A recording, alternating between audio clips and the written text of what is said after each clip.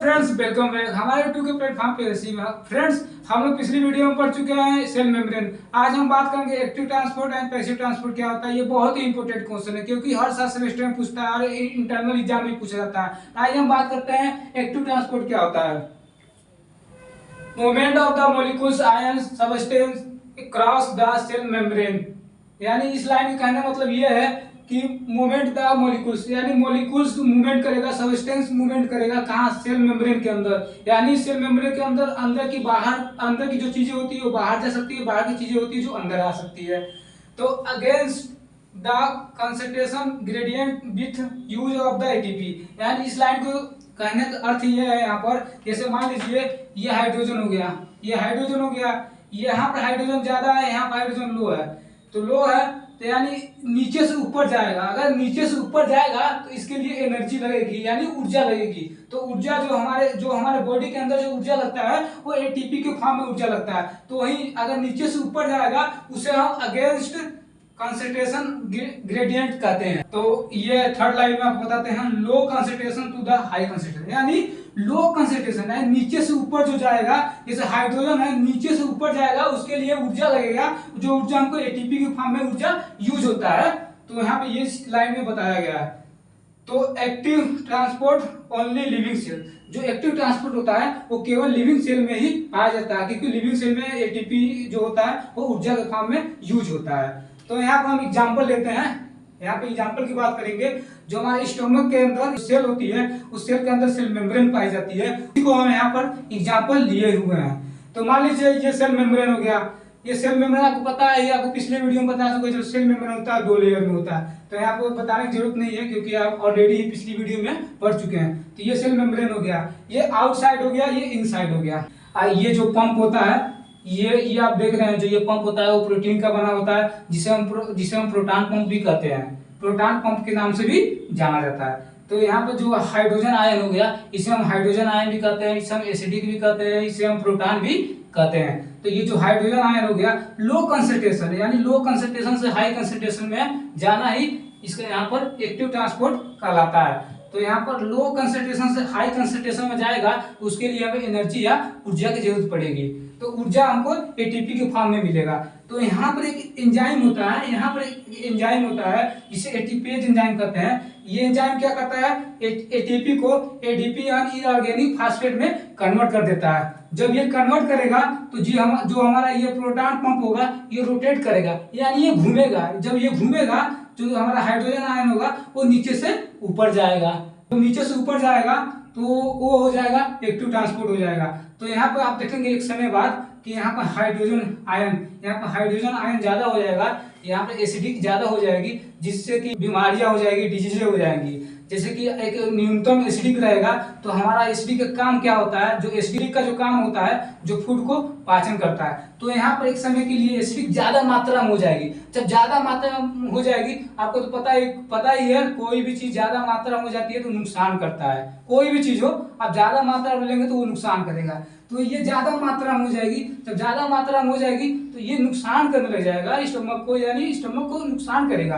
तो उसके लिए हम एक मेडिसिन लेते हैं। जो हम मेडिसिन लेंगे, ये मेडिसिन क्या करेगा, ये मेडिसिन जो ये पंप है, ये जो लगातार पंप करके जो हाइड्रोजन आयन को ऊपर से नीचे ले जा रहा था, तो एक ये मेडिसिन हम इसको मेडिसिन लेंगे तो ये जो पंप होगा एक निश्चित समय के लिए एक न्यूनतम कर देगा, यानी एक लेवल कर देगा। जब एक टाइमली वो पंप करेगा तो हाइड्रोजन आयन होगा वो एक निश्चित समय तक वो स्टॉप हो जाएगा, यानी स्टॉप नहीं होगा, यानी वो चलता रहेगा, यानी कम ये पंप करेगा। जो हाइड्रोजन आयन है ये पंप ये कम करेगा, ताकि कि जो हमारा एसिडिक होगा वो जो एसिडिक मेंटेन रहेगा, जिससे हमारा की फूड का डाइजेशन या पाचन हो सके। तो फ्रेंड्स हम लोग एक्टिव ट्रांसपोर्ट देख चुके हैं, हम देखेंगे पैसिव ट्रांसपोर्ट क्या होता है। तो फ्रेंड्स हम एक्टिव ट्रांसपोर्ट के बारे में बता चुके हैं, हम बताएंगे पैसिव ट्रांसपोर्ट क्या होता है। पैसिव ट्रांसपोर्ट को हम डिफाइन करेंगे, the substance move from higher concentration to lower concentration. या इसमें क्या होगा, हमको बताया है कि हायर कंसंट्रेशन यानी हाई से लो की तरफ जाता है। इसमें मान लीजिए एक्टिव में होता था, एक्टिव में लो से हाई की तरफ जाता था, इसमें हाई से लो की तरफ से आएगा। इसमें एटीपी की जरूरत पड़ती थी, इसमें एटीपी की जरूरत नहीं पड़ेगी। तो यही बताया गया डाउन द कंसंट्रेशन ग्रेडियंट, यानी इसको डाउन द कंसंट्रेशन ग्रेडियंट्स के भी नाम से जानते हैं। नो एटीपी रिक्वायर्ड, इसमें एनर्जी या ऊर्जा की जरूरत नहीं होती है। इसमें लिक्विड एंड गैसेस, इसमें केवल लिक्विड और गैस ही पास करता है। क्यों पास करता है? क्योंकि काइनेटिक एनर्जी इसमें होती है जिससे लिक्विड और गैस मूव करता है, यानी गति करता है। मूव और गति करेगा जिसकी सहायता से इसमें मॉलिक्यूल्स या सब्सटेंस अंदर की तरफ प्रवेश करेंगे या अंदर पास हो जाएंगे। तो ये 3 प्रकार का होता है, simple diffusion, facilitated diffusion, osmosis। तो हम बात करेंगे इस तीनों को, एक ही वीडियो हम लोग समझेंगे और एक ही डायग्राम से समझेंगे, आसान तरीके में आपको समझाने की कोशिश करेंगे। तो फ्रेंड्स, सिंपल डिफ्यूजन में क्या होता है? वही जो आपको पैसिव ट्रांसपोर्ट में एग्जाम्पल बता चुके हैं, high concentration to low concentration की तरफ जाना। तो यहाँ पर हम बात करेंगे जैसे कि ये सेल मेम्ब्रेन का डायग्राम हो गया। अगर इसमें हम बात करेंगे, इसका जो पार्टिकल होता है बहुत ही क्लोज होता है। इसके अंदर जैसे कोई बड़ा सब्सटेंस या बड़ा मॉलिक्यूल इसके अंदर पास नहीं करेगा, इसके अंदर छोटा पार्टिकल ही पास करेगा। जैसे कि ये हो गया यहाँ पर लिपिड सोल्यूबल ड्रग्स हो गया। आपको पता है ये जो सेल मेम्ब्रेन होता है ये फास्फोलिपिड का बना होता है, इसमें लिपिड सोल्यूबल ड्रग्स हो गया। अब यानी लिपिड सोल्यूबल ड्रग्स हो गया जो आसानी से इंटर कर लेगा, आसानी से पार कर लेगा। क्योंकि आपको पता है ये जो सेल मेम्ब्रेन हो गया वो लिपिड का बना हो गया, यहाँ पर भी लिपिड है, यानी लिपिड है, यानी आसानी से ये अंदर चले जाएगा। तो हम बात करेंगे ऑक्सीजन। ऑक्सीजन भी इजीली आसानी से अंदर चला जाएगा और कार्बन डाइऑक्साइड भी आसानी से बाहर आ जाएगा। जैसे यहाँ पर भी है स्टेरॉइड हार्मोन्स भी लिपिड सोल्यूबल, ये भी लिपिड का बना होता है, लिपिड सोल्यूबल होता है, ये भी आसानी से अंदर चला जाएगा।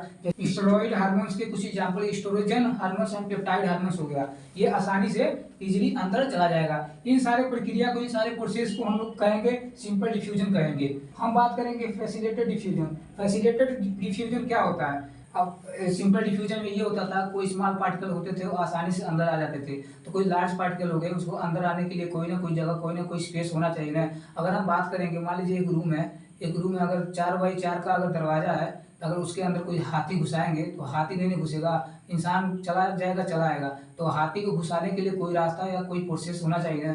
ये आप जो देख रहे हैं रेड कलर का जो चैनल दिख रहा है, जो ये चैनल दिख रहा है, इसके अंदर जो रेड कलर का चीज दिख रहा है उसे ट्रांसपोर्ट प्रोटीन के नाम से हम जानते हैं। इसके अंदर क्या होता है, ये इसके अंदर सोडियम आयन होता है, वो इसके अंदर इंटर करता है, यानी इसके अंदर पास हो जाता है। आप देख रहे हो सोडियम आयन मैकेनो रिसेप्टर या वोल्टेज चैनल। आप नर्व इंपल्स सेल में आप देखेंगे उसके अंदर ये चीजें, ये प्रोसेस आपको देखने को मिलेंगी। आपको इसके बारे में बढ़िया से जानना है तो आप हमारे वीडियो को देखेंगे और अच्छे से समझेंगे। हम अगला वीडियो हम पढ़ाएंगे नर्व इंपल्स के बारे में, तो उसमें आपको बेहतरीन तरीके से हम लोग समझा देंगे। इसमें सोडियम आयन इंटर कर जाएगा, आसानी से आ जाएगा। इसको आप देख रहे हैं, इसको हम लोग कहेंगे पोटेशियम आयन लेकी चैनल। इसमें क्या होता है, इसमें जो पोटेशियम आयन होता है, अगर सेल मेम्ब्रेन के अंदर पोटेशियम आयन ज्यादा हो जाएगा, उसको बाहर निकलने के लिए कोई ना कोई जगह होना चाहिए ना। ये इसके थ्रू ये प्रोटीन के थ्रू ये बाहर निकल जाएगा, जिसे हम कहेंगे रिपोलराइजेशन के नाम से जानते हैं। तो हम बात करेंगे इसमें क्या होता है, इसमें यानी ग्लूट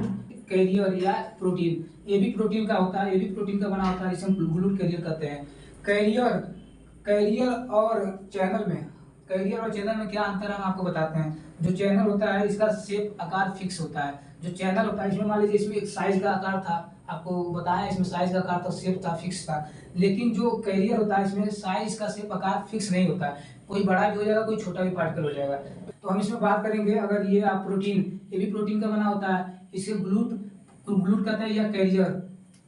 ये अगर मान लीजिए इसमें कोई मॉलिक्यूल्स आ गया, जैसे कि ग्लूकोज का मॉलिक्यूल्स आ गया, अगर कोई बड़ा मॉलिक्यूल्स आ गया, इसको अंदर आने के लिए इसको मतलब इसका शेप का होना, यानी ये जो शेप है ये शेप चेंज हो जाएगा। जब ये शेप चेंज हो जाएगा तो ये आसानी से ग्लूकोज का पार्टिकल ये अंदर आ जाएगा।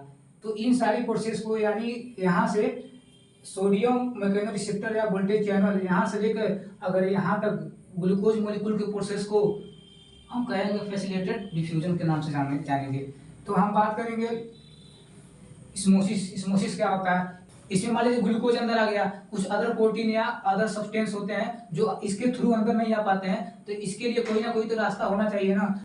ये जो प्रोसेस होगा इसको हम कहेंगे एक्वापोरिस, जिसे हम osmosis के नाम से जानेंगे। तो फ्रेंड्स, हमारा वीडियो कंप्लीट हुआ, हम नेक्स्ट वीडियो की तरफ चलेंगे जो हमारा है सेल डिवीजन। ये बहुत ही इंपॉर्टेंट टॉपिक था, आप स्टडी कीजिए, ये एग्जाम की दृष्टि से मोस्ट है। ये हमेशा एग्जाम में 10 या 7 नंबर में पूछता है, इंटरनल हो या एक्सटर्नल हो, बहुत ही इंपॉर्टेंट क्वेश्चन है।